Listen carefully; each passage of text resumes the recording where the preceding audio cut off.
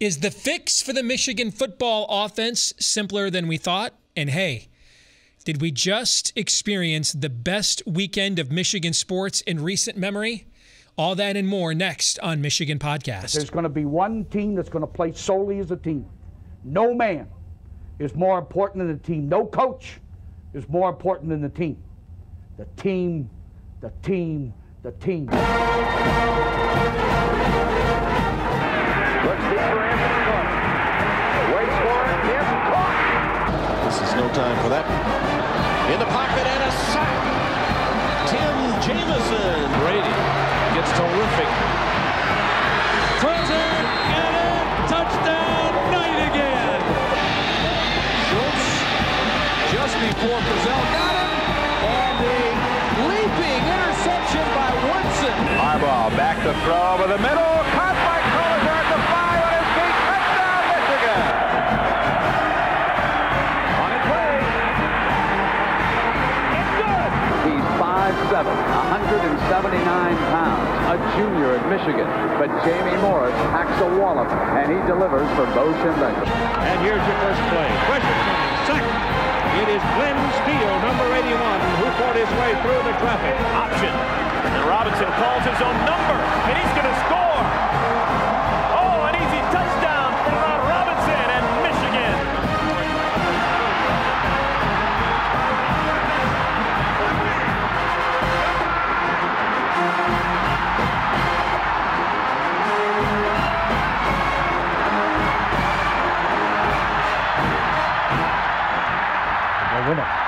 We're going to win the championship again because we're going to play as a team. And when we play as a team and the old season is over, you and I know it's going to be Michigan again.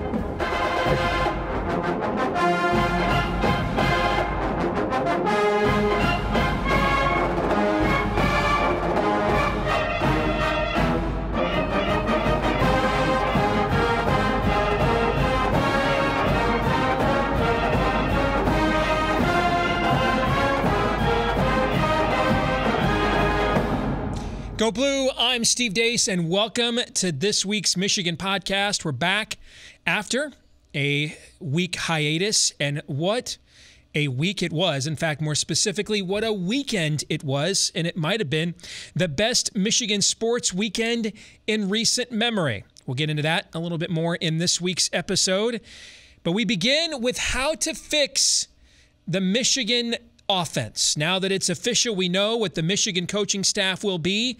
The final addition, the new 10th assistant approved by the NCAA for every program in the sport.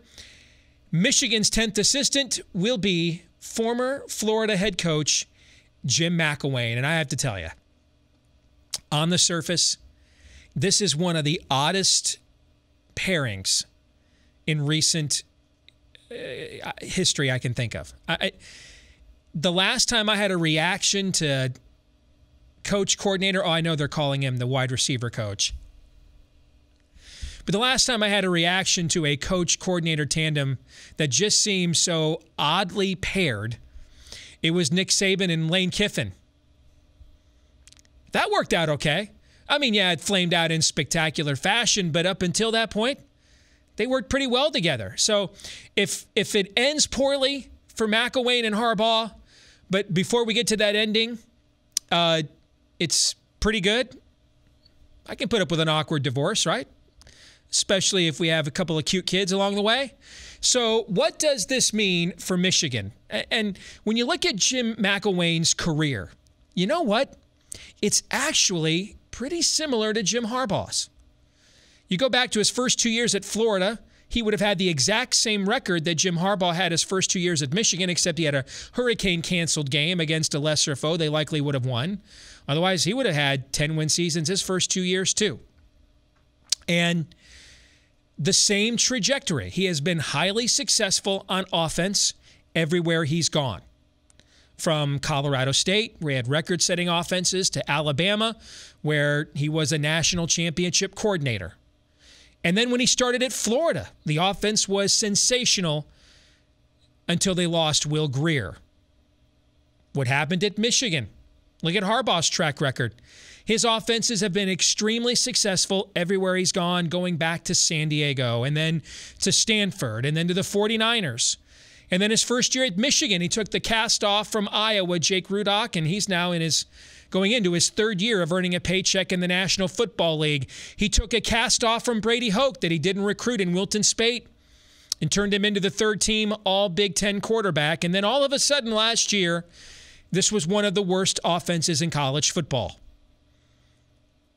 Jim McElwain ultimately, not to mention, the whole fake death threat story, but really, if Jim McElwain had fibbed about getting death threats and Florida was 6-1 instead of 3-4, do you think Florida would have fired him for that? Yeah, neither do I. It's similar to what happened to Gary Moeller at Michigan. Gary Moeller did not get fired for causing a drunken scene at a restaurant in 1995.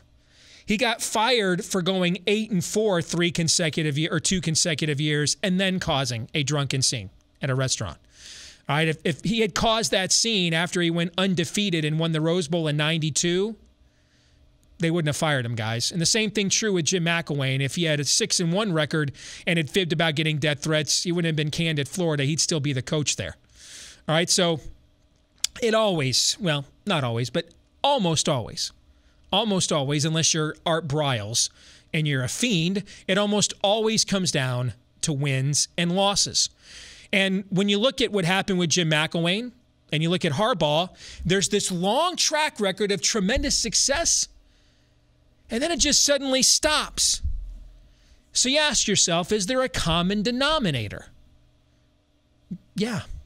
Turns out there is. And we have charts and graphs, and I'll have charts and graphs and pretty graphics later on in this episode. And those things are great. Facts are great. I love data. I love metrics. I love analytics. We're going to talk a lot about that during the course of the offseason.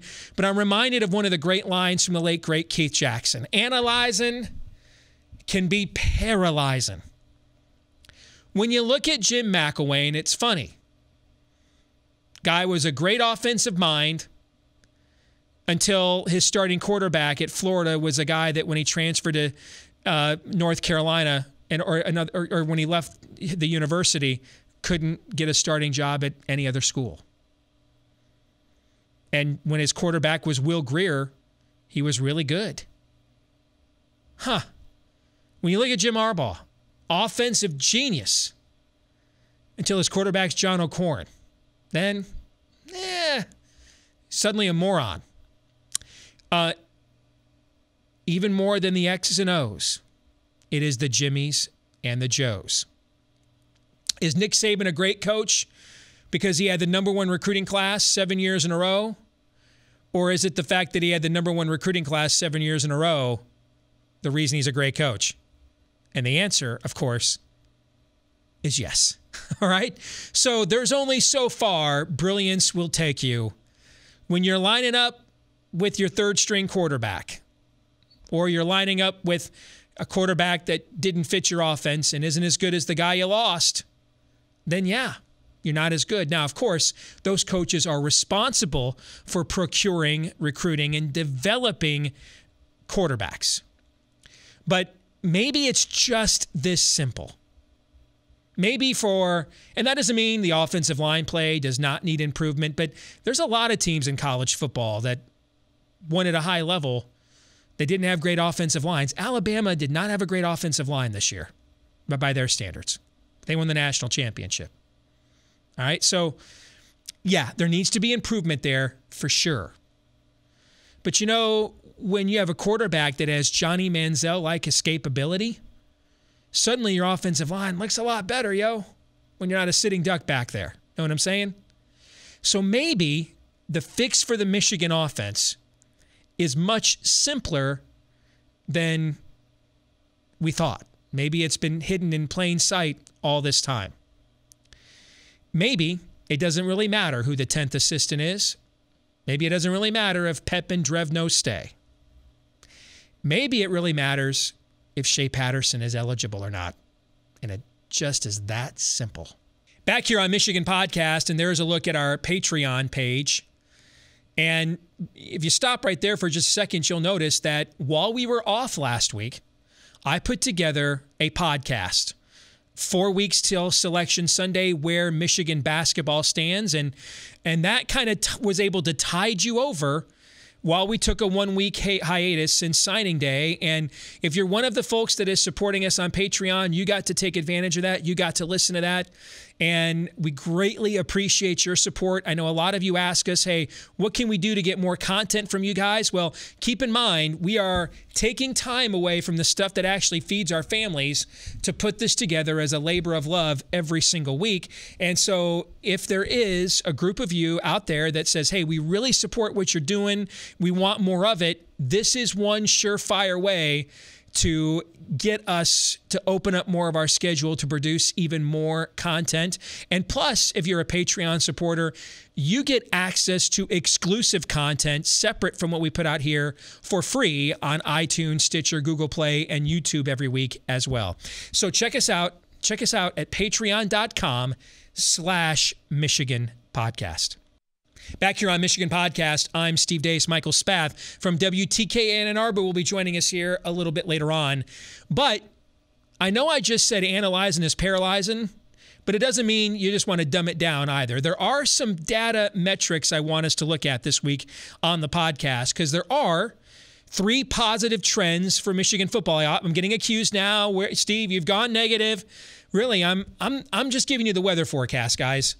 All right? It's not like I like losing, okay? I freaking hate it, man. All right? I hate having the pit in my stomach every time Michigan football comes up, all right? So, my kid goes as Jim Harbaugh for Halloween. I'm not enjoying this.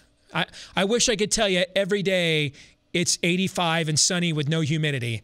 Instead, I'm telling you every day is a winding road, Sheryl Crow. Okay? I'm not enjoying it, is what I'm trying to tell you. All right, but to show that I'm not a nattering nabob, I don't have to make stuff up. There actually are some positive data trends for Michigan football heading into 2018. In fact, there's 3 we're going to focus on right now. Here's the very first one. The numbers, not my opinion, but the numbers say that Jim Harbaugh is recruiting at an elite level nationally. If you look at the 3-year recruiting averages, now why did I use 3 years? Because Harbaugh's only recruited 3 full classes at Michigan, okay? Because the first year obviously didn't take over till right around New Year's Day, and it was by then most of the recruiting cycle was done after the firing of Brady Hoke. So when you look at 3 full-year recruiting averages, here's where Michigan ranks. These are numbers according to 24/7's composite rankings. This is the average point score of the last 3 classes, and you see Ohio State is way out in front. What Urban Meyer's doing is ridiculous right now. But they're at number 2, a clear number 2. Is Michigan under Jim Harbaugh, then Penn State under James Franklin, and then there's a big drop-off. Michigan State is 4th, but it doesn't include Michigan State lost 5 of its top 9 recruits from the 2016 class because of off-the-field problems, sexual assault investigations, etc. Now, here are coaches at big-name schools that have recruited the last 3 years at the same school. Now, obviously, Nick Saban and Alabama are on a astral plane under themselves. But here, if you look at Gus Malzahn at Auburn, Dabo Swinney at Clemson, Brian Kelly at Notre Dame, David Shaw at Stanford, Chris Peterson at Washington, Mike Gundy at Oklahoma State, and you'll notice those are some of the top programs in the sport right now. Their 3-year recruiting averages, according to 24/7 Sports, are lower than Harbaugh's. And that includes what we all consider to be an okay, decent, but overall disappointing class that was just signed in 2018. Now, I am not saying, and these numbers are not saying Michigan is more talented than Clemson, for example. All right, Dabo Swinney's been there for nearly a decade. They have a talent pipeline Michigan doesn't have because our coach has been here for 3 years. All right? I mean, so we're not saying Michigan's as talented as Clemson. What we are saying, though, on the current trajectory we're on, if we stay on that trajectory, Michigan's going to be. Now, the question is, was this last recruiting class the signal of a downward trend that Harbaugh's lost his mojo? Or was it a blip on the radar screen because things look pretty strong for 2019, but we kind of thought that at this point in 2018 as well. But it does mean right now, over the 3 years that Harbaugh's had a full calendar year to recruit, the trajectory is what you want to see. It's at an elite level, which brings us to trend number 2. Michigan is one of 21 schools most likely to make the college football playoff this fall. Why do I say that? Because 14 of the 16 college football playoff teams have averaged a top 25 recruiting class or better the 4 years leading up to their playoff berth. Here are the teams that can say that now heading into this fall, and we have in bold there 3 teams from the Big Ten: Ohio State, Penn State, and Michigan. Nebraska, by the way, just misses the cut. They have averaged a top 26 recruiting class the last 4 years. All right, but there you can see it's pretty likely 3 of the 4, at least 3 of the 4 college football playoff teams, when those get finalized this December, are on that list right there. And Michigan is one of those 21 teams, if the trend holds, most likely to make the college football playoff this fall. Which brings us to our third and final trend. Michigan is one of 12 schools to most likely win the national championship this fall. Now, why do we say that? Well, since 1996, no college football national champion has had fewer than 2 top 10 consensus recruiting classes in the 4 years leading up to winning the national title. Here are the 12 schools that meet that criteria heading into this fall, and you see them there on the right of your screen.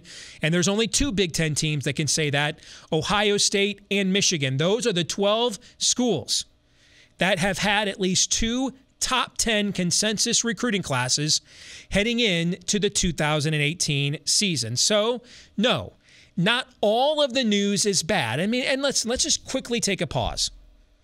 Before Jimmy arrived, we were selling tickets with the purchase of a Coke Zero, okay? That's a metaphor alert.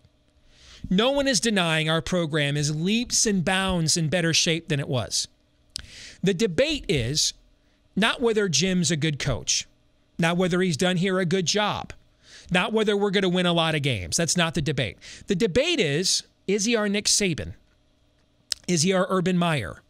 Or is he Lloyd Carr, who, by the way, is in the Hall of Fame, guys, but, had every 3 or 4 years an 8-5 kind of season, and then a lot of 10-win seasons. Had 1 national championship, but, only one other team that Lloyd coached was really a serious player in the national championship race, and that was the 2016 that lost to Ohio State. So the argument is he going to be Lloyd Carr with a more high-profile social media presence, or is he going to be our Urban Meyer, Nick Saban? That's the debate that hasn't been settled yet. And when you look at these 2 trend lines and advantages we have going into this season, it might get settled this fall. There's a look at The Athletic, our partners here on Michigan Podcast. Some of the best online sports commentary you'll find anywhere on the interwebs over at The Athletic. And right now, through our partners at Detroit Sports Podcast, you can get a discounted subscription to The Athletic. Promo code DSP, D as in David, SP as in Paul, DSP, promo code DSP at theathletic.com. Back here on Michigan Podcast, joined by Michael Spath from WTKA in Ann Arbor. After what was one of the best weekends Michigan sports fans have had in quite a while. We will get to that in a moment, Michael, but we got to start with the news that became official today. Jim McElwain, the former Florida football coach, is now officially a member of Michigan's coaching staff. They're saying his title is wide receivers coach, but he has let it be known in several interviews that he will have more of a role in game planning and coordinating the offense. So your immediate reaction to this news? Well, at the end of the day, we had talked about this before you and I had, Steve, that Jim Harbaugh was not going to go hire a Don Brown because he doesn't need a Don Brown, doesn't want a Don Brown. Jim Harbaugh is Don Brown. Bringing somebody in like Jim McElwain, I know that there's like this negative backlash for a lot of Michigan fans because he failed at Florida, but he was a big-time success, won 2 national championships as the offensive coordinator at Alabama. He was a very successful coach and turned Colorado State into a program that obviously landed him the Florida job. I think when you look at offensive coaches out there, he's always seemingly had a pretty sharp mind. He knows how to run an effective offense that relies on much more on spread than on pro style. To me, that's probably the biggest question I have is how do you mesh these two styles together? We had heard a year ago that Pep Hamilton was going to bring in more spread concepts, and we never saw it. Jim Harbaugh ultimately kind of negated that. Now you're bringing in another guy that is supposedly a little bit more of a spread type of coach. I think I'm happy about it if this is the result. And what we've heard is, it very well could be, is that Tim Drevno is no longer going to be suggesting plays during the game that Jim Harbaugh is ultimately going to call. Pep Hamilton's not going to be suggesting these plays. It's going to be Jim McElwain talking into the headset and Jim Harbaugh making the final call. And if that means that Tim Drevno is focused on the offensive line, Pep Hamilton's focused on the quarterbacks, then I think this is a good day for Michigan football. Who gets blamed for fade routes to Eddie McDoom next year, Michael? God, anybody but Eddie McDoom, I'll have to say that. I was having that conversation with Sam Webb from the Michigan Insider on WTKA on Tuesday morning, and we kind of laughed about that one.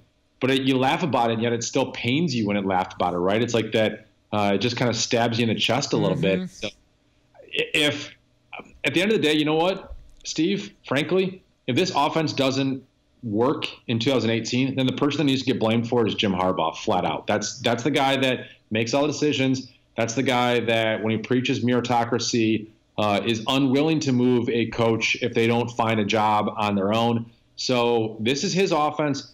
He's the quarterback whisperer. This is his team. If Michigan offense is bad again in 2018 like they were in 2017, then the buck stops with Jim Harbaugh. When you look at these two guys' careers in McElwain and Harbaugh, their personas are completely different. Him and his program when he was at Florida in the lead up to the game last September, throughout the summer, they were talking so much junk. It just seems like an odd pairing. But when you look at their careers, they've actually been very similar. Their records heading into last season were actually identical, except for one game. Florida had a hurricane-canceled game against a lesser foe. They likely would have won. Otherwise, he would have been at 10-3 both of his first 2 years, just as Jim Harbaugh was. And they were considered offensive gurus who had tremendous success on that side of the ball at all of their previous stops. And then it just sort of immediately stopped at this particular juncture in college football.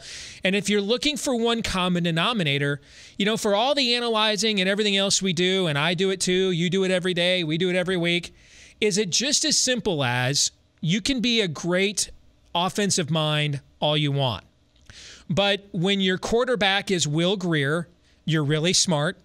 When your quarterback's a guy that left your program and couldn't even win the starting job at a North Carolina team that went 2-10, you're not.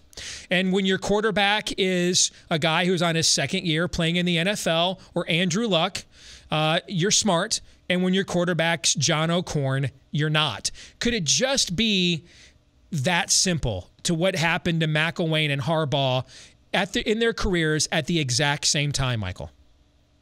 I think it could be that simple. I would add in there, Steve, that, and I know you know this too, is that I don't think either one of them had very good offensive lines. Their first 3 years, I think they almost to some extent, their first 2 years got by with smoke and mirrors with really talented skill position players, good enough running games, and really great defenses that led them to those 10-win seasons. And then when you don't have those other elements working in your favor, then all of a sudden you need to rely on your quarterback, you need to rely on your offensive line, and both coaches didn't have them. But you know what, Steve, is even though we can say that, it's still the responsibility of those coaches to be in year three, to be in a better position where you're not having to start your third string quarterback. You're not in a position where if your first guy goes down, you're relying on that's the biggest indictment of Jim Harbaugh, is that he had a fifth-year senior and he had a redshirt freshman that was supposedly the golden child, and neither one of them were even close to being ready to win big games and important games at the University of Michigan in 2017. And so you can say that he didn't have the luck of, the injury situation, or he didn't have the right quarterback, but it's his job to bring that right quarterback in and develop that quarterback. And for Jim McElwain, it's his job to have a plan in place if he doesn't have Will Grier anymore. And neither one of these guys did a very good job when they didn't have their 5-star NFL first-round draft pick. And you know what? You're not always going to have a first-round draft pick as your starting quarterback, and you still have to find a way. And he did that in 2015 with Jake Rudock, but he didn't even come close to doing that in his last 2 years. Final question, football-related, then we'll move on quickly to basketball and hockey. You asked on your Twitter feed today, now that the coaching staff is complete, are you more optimistic, more pessimistic? My official position on that question is I have no official position on optimism or pessimism until I know for certain Shea Patterson's eligibility. What are your thoughts?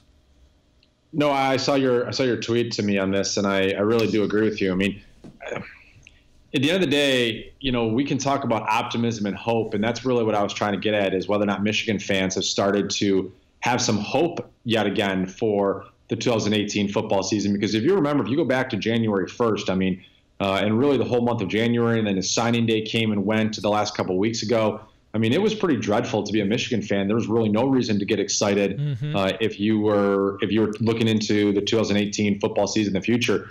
And so I'm just wondering if there's a little bit of optimism that has been swelling to the surface. But I agree with you. Until Shea Patterson get ruled eligible, and really until we see September 1st, for me, Michigan needs to come out there in that game against Notre Dame and almost quasi what we saw in 2006 when Michigan went down to South Bend and just absolutely kicked the crap out of the Fighting Irish. I don't know that it needs to be that dramatic, a 20-something point win where they really just blew the doors off of Notre Dame. But, until I see them go down to South Bend, win a tough game on the road, an offense that looks like it can be beyond competent, then you really can't get too excited about anything with this 2018 football season.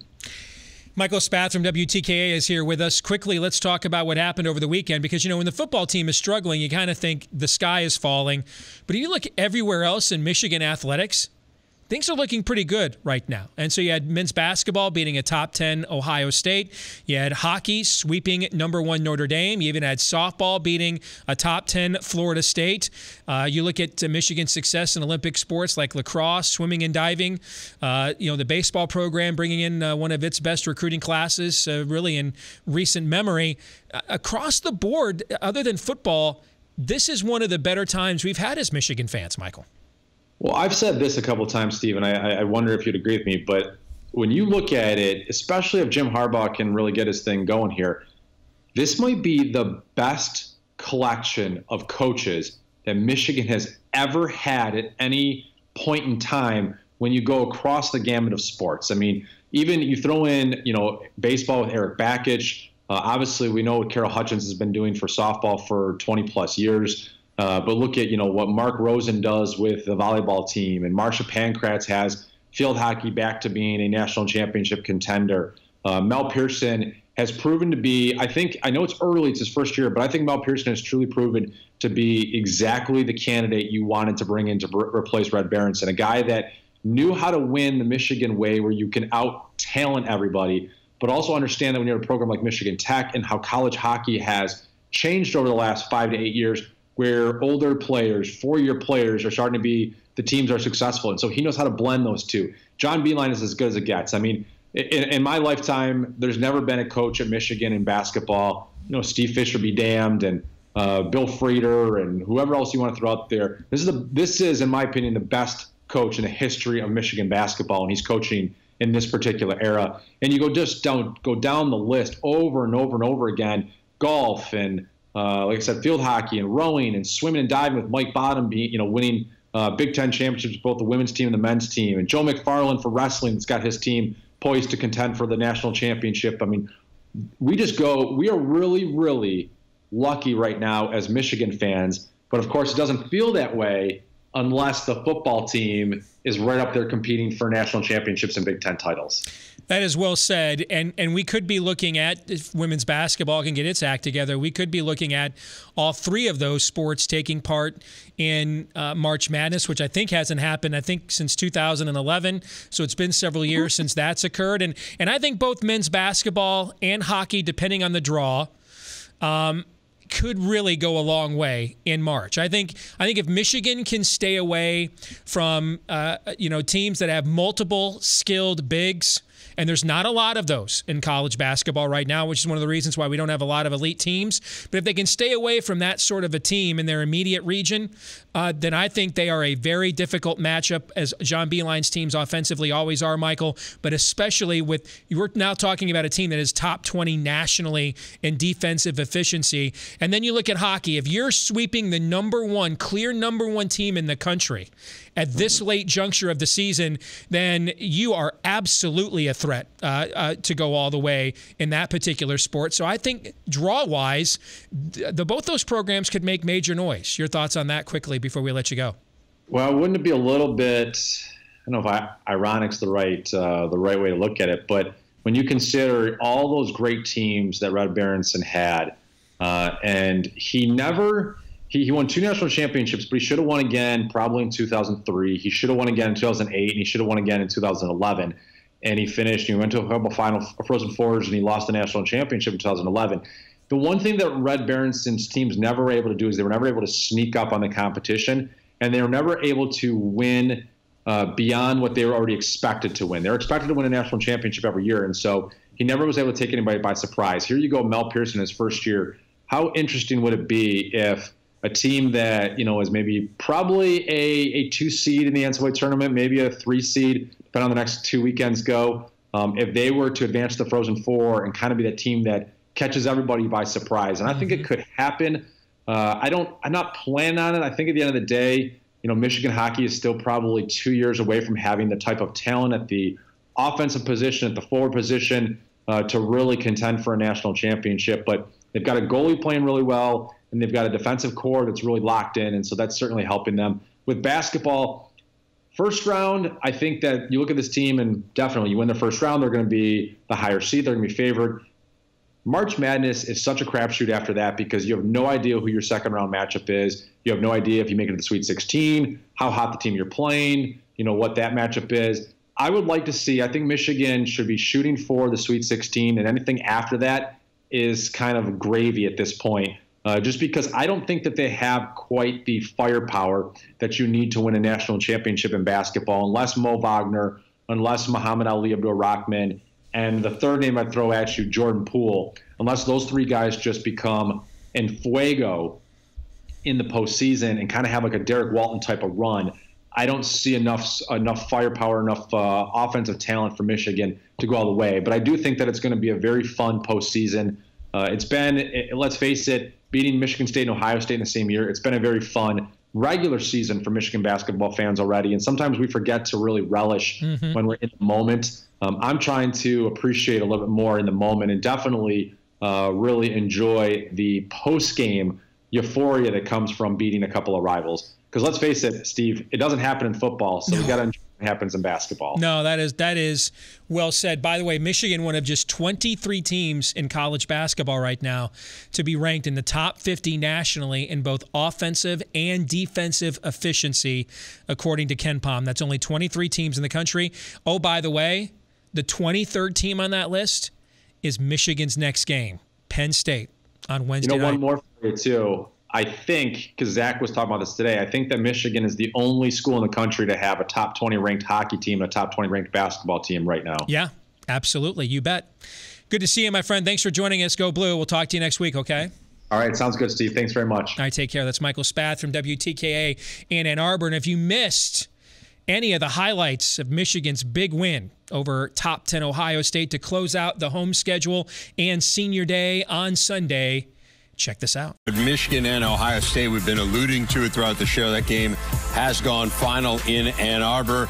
Pick it up in the first half with the Wolverines down by 1. And this kind of typified this game. The hustle, Wagner, the great save, ball on the floor, the scrum. looks like Michigan-Ohio State football, and you understand the rivalry inherent in this one when you look at Mo Wagner. Now Jordan Poole, what a great ball game Poole had. He's been a little quiet after the good starts of the year, but he finished with 15, the nice step back crossover. Jordan Poole just getting hot to lead all Michigan scores with 12 points in the first half. Final seconds of the half, it's Keita Bates-Diop, who did not have a vintage offensive game, but he does hit the three there. Buckeyes go into the half down by 5. Bates-Diop just 5 of 17 from the floor, but it's a big one here to get the Buckeyes to within 4. But Michigan always seemed to have the answer. Here it's Poole. Off the feed from Abdur Rahman and sticks the three. Wolverines up 60-52. They hit just 7 threes in this game, but certainly some timely ones. Abdur Rahman draining one there. 17 points for him. Michigan up by 12. And then off the loose ball, it is Wagner. And the foul and the flex as the Wolverines win it by the final of 74-62. This week's Twitter poll results, we asked you, do you approve of adding former Florida head coach Jim McElwain to the Michigan coaching staff? And only 31% of you believe that this move jumps the shark.